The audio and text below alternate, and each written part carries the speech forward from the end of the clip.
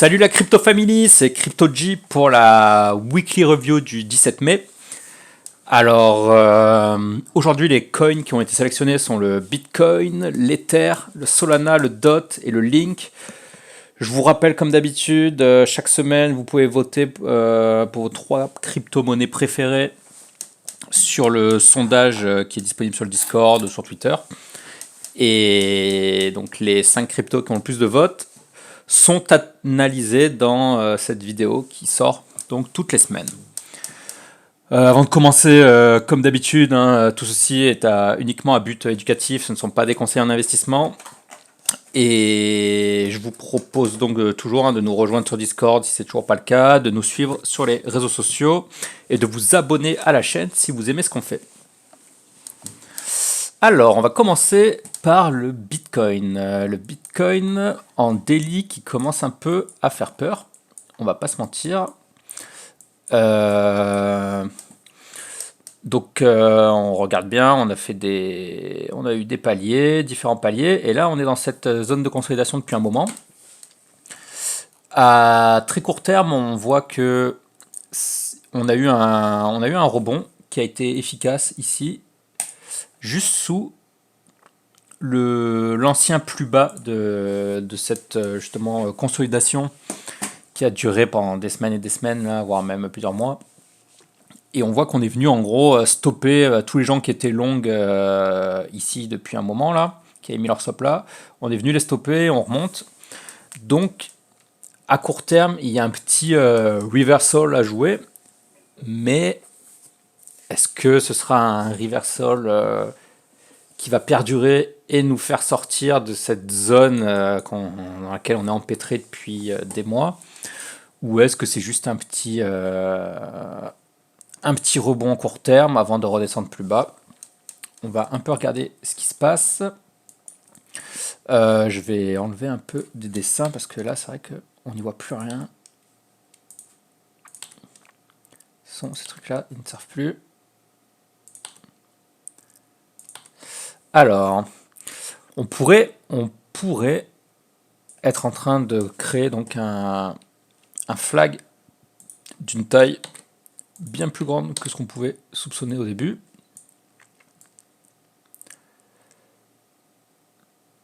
Quelque chose dans le genre. Si on part du principe qu'il reste un potentiel scénario haussier, donc on pourrait tout à fait consolider dans ce flag, peut-être en refaisant encore un plus bas, ça on ne sait pas vraiment. Et concrètement, on aurait une confirmation de retour à la hausse au-dessus de ce niveau ici, que je vais déplacer cette barre et la mettre là. Concrètement, si pour ceux qui font vraiment du trading en high time frame, qui ne sont pas là à jouer les petits moves et tout, Bitcoin redevient intéressant au-dessus de ce niveau, à savoir les 59 500. Ici, on a un rebond intéressant. Il reste à voir du coup ce qui va en résulter et comment ça se développe dans les jours à venir. Mais bien évidemment, il n'est pas à exclure que en fait que la baisse continue et qu'au final, donc ça c'est le scénario potentiel. Scénario haussier que je vous ai fait, mais il n'est pas du tout à exclure. Et d'ailleurs, au vu de la tête un peu des marchés et tout, il y a peut-être même plus de probabilité qu'on se dirige plutôt vers un scénario baissier qui pourrait nous ramener. On voit là les zones de volume, les zones où il y a le plus de volume sont vers les 33 et 35 000. Un peu la zone ici où Elon avait fait l'annonce et où il y a eu pas mal de volume d'un coup, où Tesla soi-disant accepter le Bitcoin. Donc à voir, c'est un peu... Là on est un peu entre deux, plutôt sentiment très baissier en tout cas sur les réseaux. Le Fear and Greed Index, là il est en extrême fear. Ça peut faire pencher mon biais pour un scénario haussier parce que généralement C'est quand plutôt qu'on est à contre-courant qu'on a raison en trading, mais on va avoir besoin de confirmation pour l'instant, honnêtement. Honnêtement, vaut mieux rester sur ses gardes et pas trop. Enfin, si vous. Là, je fais une analyse plutôt pour les gens qui jouent en échelle de temps assez élevée. Pour l'instant, rien ne dit que ça va remonter à la hausse, au contraire, donc vaut mieux rester prudent ici. Alors, l'Ether. L'Ether. Bah, l'Ether, pour ceux qui sont sur Discord, j'avais dit de surveiller la zone des 3150 là pour un petit rebond. Et on peut voir que voilà, on est venu chercher les 3100 et on a eu exactement le rebond attendu. Mais comme Bitcoin, on est clairement pas sorti de l'auberge, hein. De toute façon, si Bitcoin coule, tout va finir par couler. Mais on pourrait aussi être en mode à créer un plus gros flag qui permettrait peut-être de sortir de cette zone et de repartir à la hausse. Donc il faut voir un peu comment ça va évoluer. J'avais dit cette zone là parce qu'en fait, comme pour Bitcoin, hein, il y a la majorité des gens qui jouaient un peu en échelle de temps relativement moyen et long terme sur l'Ether avaient leur stop qui était plus ou moins placé en dessous. On est venu les liquider, on repart à la hausse assez rapidement. Donc à voir, mais pour une vraie confirmation de continuation haussière en échelle de temps élevée, pareil, l'Ether, ça redeviendra à mon avis safe à jouer en position longue au-dessus des 4166. Ça peut paraître élevé d'attendre que ça remonte ici, mais au moins une fois qu'on est ici et qu'on structure et qu'on repart, on est quasiment sûr qu'il y aura une continuation haussière. Et dans la mesure où on peut créer une vague haussière de la même amplitude que celle d'avant, ça nous permettrait tout de même d'atteindre un peu plus de 5000 $ si jamais on repart à la hausse pour l'Ether. Donc si on rentre ici à 4002, il y a quand même un très beau coup à jouer. Sinon pour l'Ether, si ce scénario haussier ne se réalise pas et qu'on a besoin d'une correction plus profonde, il n'est pas du tout impossible que l'on revienne vers les 2700, voire la zone, cette grosse zone de volume là entre 2004 et 2200.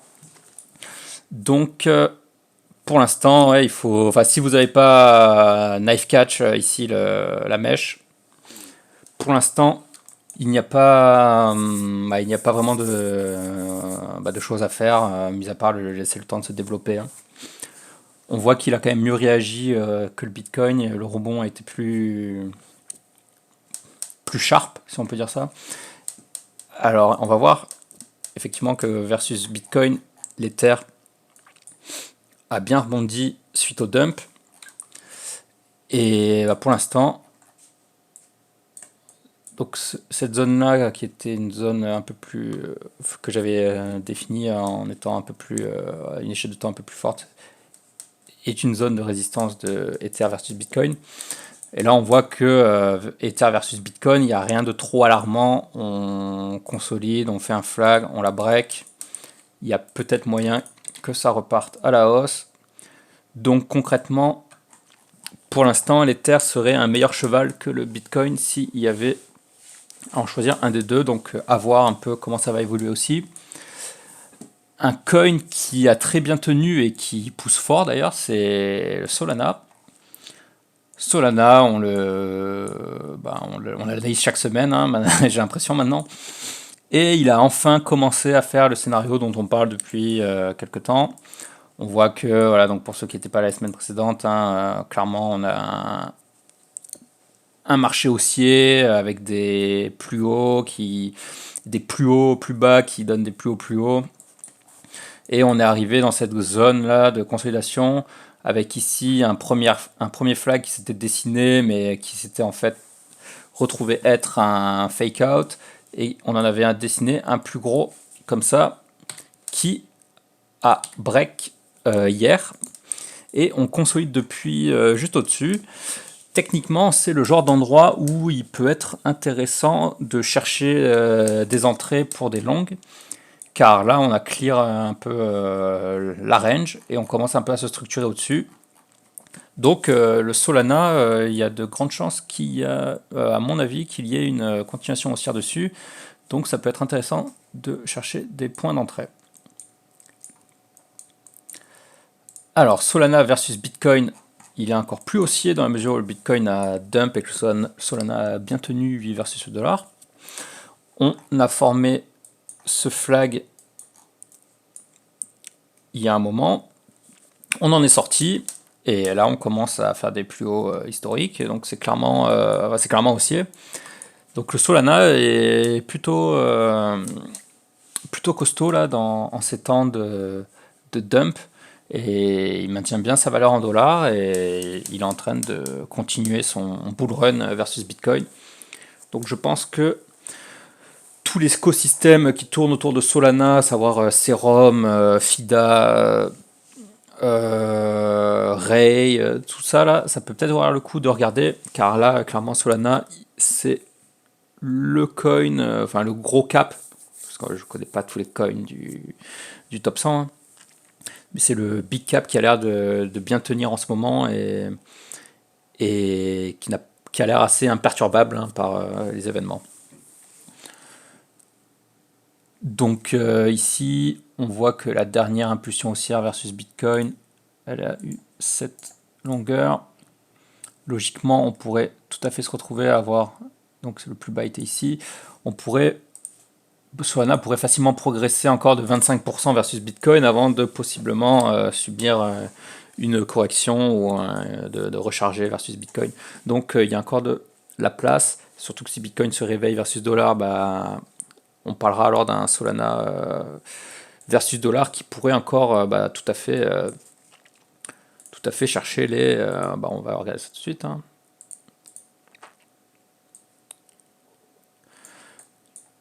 On pourrait avoir un Solana qui va chercher les 67 dollars plus rapidement que prévu.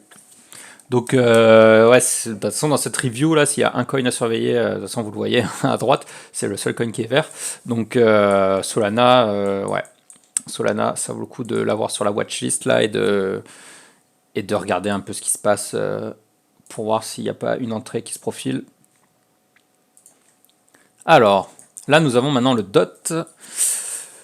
Le DOT est un coin assez capricieux là, qui a rangé un petit moment ici dans cette range, qui a fait semblant d'en sortir, qui a redump, qui a refait semblant d'en sortir et qui est retourné encore dedans. Donc pour le DOT, honnêtement, je vais vous dire ce que je dis à chaque fois que j'analyse. Tant qu'on n'a pas une structure clean au-dessus ou en dessous du range, et ben moi j'y touche pas. Donc si on a une structure clean en bas du range, moi je commencerai à regarder pour le shorter. Et si on a une structure clean en haut du range, bah, je commencerai à regarder pour le long. Mais là pour l'instant, mis à part jouer avec nos nerfs, bah, il ne fait pas grand chose. Donc pour préserver vos nerfs, vaut mieux juste mettre des alertes et regarder un autre coin. Par contre, on peut voir que le DOT versus Bitcoin, lui, est plutôt intéressant dans la mesure où on est vraiment sorti du range qui était formé ici. On a vraiment poussé au-dessus et là on est enfin en train de... j'aimerais qu'il fasse la même chose versus dollar et ça on verra s'il nous le propose dans les jours voire semaines à venir. Donc là on est vraiment sorti du range et on est en train de former un flag. Donc s'il commence à sortir du flag un peu, à faire une rotation et à sortir au-dessus, là on aura une continuation haussière de DOT versus Bitcoin. Et à ce moment-là, il sera avantageux de détenir du DOT par rapport au Bitcoin. Et à ce moment-là, on aura peut-être justement l'impulsion tant attendue du DOT versus dollar qui arrivera. Donc la structure versus dollar du DOT aujourd'hui est beaucoup plus clean que versus Bitcoin du DOT aujourd'hui est beaucoup plus clean que la structure versus dollar. Donc si vous possédez des Bitcoins et que le DOT commence à faire ça, il sera normalement plus avantageux de posséder du DOT plutôt que du Bitcoin. Alors ensuite nous avons le link. Le link, qu'est-ce qu'il nous a fait le link? Ok, donc le link, pareil, un coin qui avait pas mal consolidé ici, il était sorti de la consolidation, il avait reflagué à l'intérieur, et il était ressorti pour aller un peu plus haut, et là il commence à nous refaire un flag et à revenir taper cette zone là qui il vient souvent recharger dans la zone de volume ici. Donc on peut considérer que il nous refait un flag ici et que concrètement si il arrive à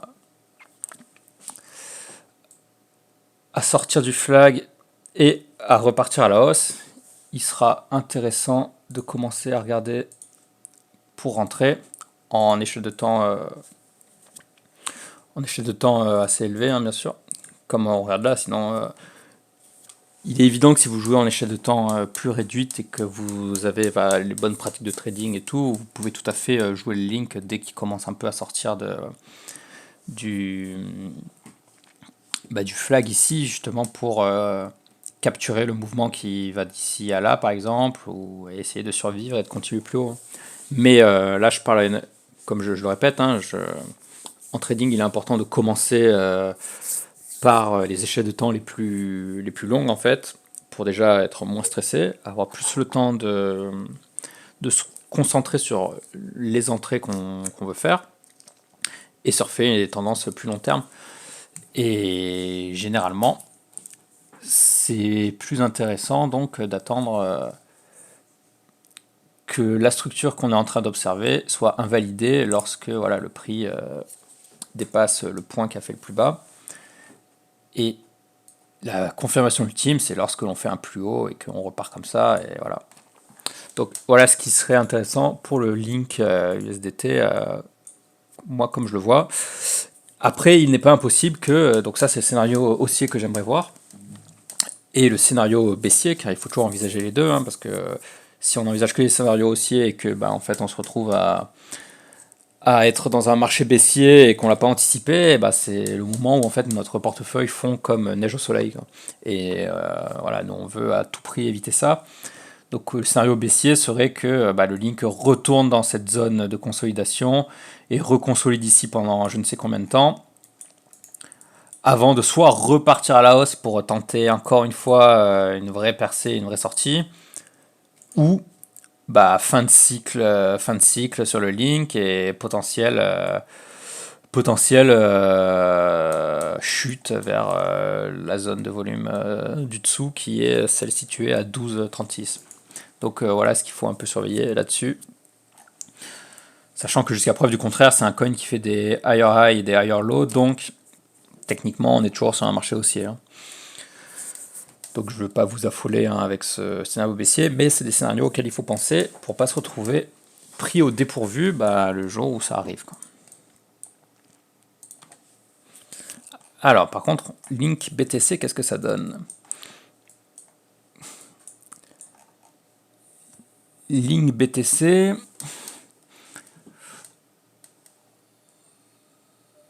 Link BTC, on n'a toujours pas vraiment invalidé le downtrend qui donc, aurait dû se faire ici. Pour cela, il faudrait réussir à se structurer au-dessus de cette ligne et continuer. On voit que c'est on voit vraiment que c'est une zone un peu de bataille ici du Link versus BTC qui n'arrive pas donc à vraiment invalider le trend baissier qui est mis en place là, qui est en place depuis le 17 août 2020. Donc si on arrive vraiment à continuer ici, il y a moyen que le Link vraiment outperforme pour de bon le Bitcoin et continue vers des plus hauts. Et à ce moment-là, ce sera sûrement le moment où versus dollar, il commencera vraiment à être vertical. Donc c'est pareil, donc c'est à surveiller. Là, on est un peu sur le marché globalement, on est un peu au moment où il faut commencer un peu à surveiller ce qui se passe de manière macro, de voir quels sont les coins qui outperforment le Bitcoin. Est-ce qu'il y en a beaucoup aujourd'hui? Est-ce que ces coins-là, au final, ne sont pas sur des zones de résistance versus Bitcoin et ne risquent pas de s'effondrer versus Bitcoin, ce qui mènerait du coup à un marché dominé par le Bitcoin où tous les alts s'effondrent et où seul le Bitcoin peut s'effondrer aussi d'ailleurs, et peut-être mais juste moins vite que les alts, ou alors à un marché où c'est le Bitcoin qui repart à la hausse et les alts n'arrivent pas trop à suivre, et un marché dominé par le Bitcoin. Donc voilà un peu où on en est aujourd'hui en crypto. Donc moi, suite à cette review là, concrètement sur tous les coins qu'on a vus, moi je vous conseille de vous focus sur celui-ci qui donne la meilleure structure pour une continuation haussière. Donc voilà, Solana c'est le coin de cette weekly market review. Donc je vous conseille vraiment de l'ajouter dans votre watchlist et de regarder ce que vous pouvez faire dessus. Voilà, je vous dis à la semaine prochaine. Donc n'hésitez pas à nous rejoindre sur le Discord, à venir voter pour les coins que vous voulez voir la semaine prochaine et nous suivre sur les réseaux. Et voilà, je vous dis à plus. Ciao, ciao.